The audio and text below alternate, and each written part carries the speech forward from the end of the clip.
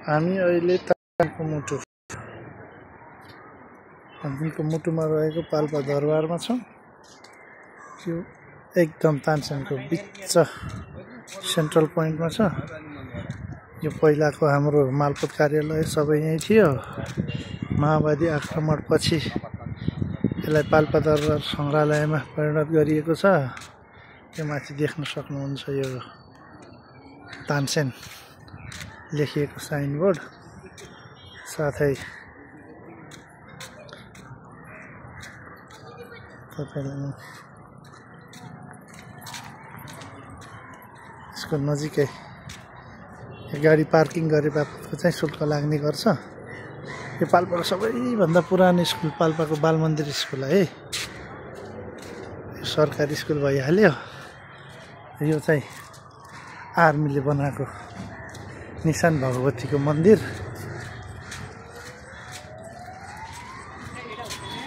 यो चाहिँ सेन वंशी राजाहरूले राज गरेको ठाउँ हो। यो त्यसको साथसाथै पार्ख्याप म हजुरहरूलाई पाल्पाको प्रख्यात मन्दिर भगवती मन्दिरको पनि यसो दर्शन गराउँछु। यो चाहिँ पाल्पा भगवती मन्दिर, पाल्पाको सबैभन्दा ठुलो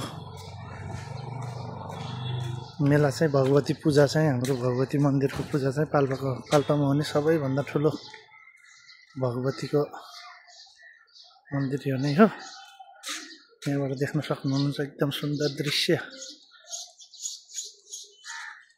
यो मन्दिरको यो पछाडिको भाग हो।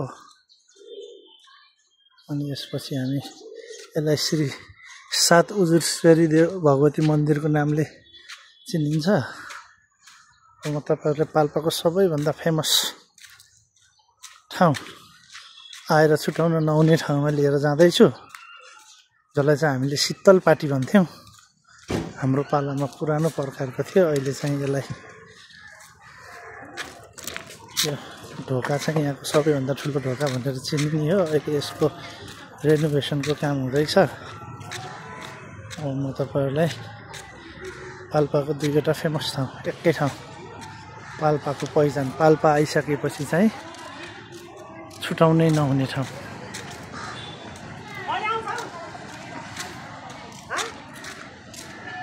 यो चाहिँ यहाँको यो गेट, यो अहिले रेनोभेसन हुँदैछ। यो पाल्पाको सबैभन्दा फेमस ठाउँ पाल्पाको शीतल पाटी है। शीतल पाटी यहाँ आइसकेपछि चाहिँ यो चाहिँ यहाँको मेन चोक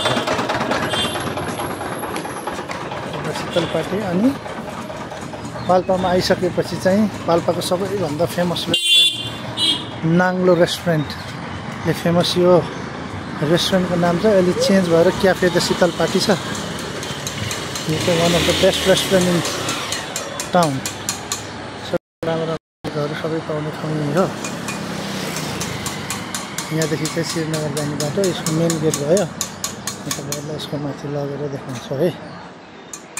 यहाँ चाहिँ मान्छेहरू रेस्ट गर्नुहुन्छ। अनि तपाईँहरूलाई चाहिँ पाल्पा शीतल पाटीबाट तानसेनको भ्यू कस्तो देखिन्छ त्यो देखाउन जाँदैछु है। म त्यो पहाड की रानी भनेर पनि चिनिने ठाउँ हो। अनि यो देख्नु अघि नको तानसेन भइहाल्यो। शीतल पाटी जुन यो माथि देखिरहनु भएको छ, यो चाहिँ हाम्रो श्रीनगर डाँडो भन्छ। यो चाहिँ पिकनिकहरूको लागि, भिजिटको लागि चाहिँ एकदम फेमस छ है। यहाँबाट तपाईँले देख्न सक्नुहुन्छ। यो चाहिँ मेन ठाउँ हो पाल्पाको।